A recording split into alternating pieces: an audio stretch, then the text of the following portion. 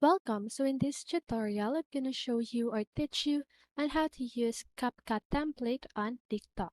So if you want to know how I did it, just keep on watching. So first of all, you want to install CapCut on your device, okay?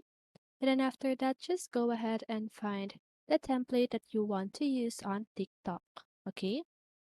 And once you find it, you need to click on the Try this template button at the upper side of the user's name. So just go ahead and click on that.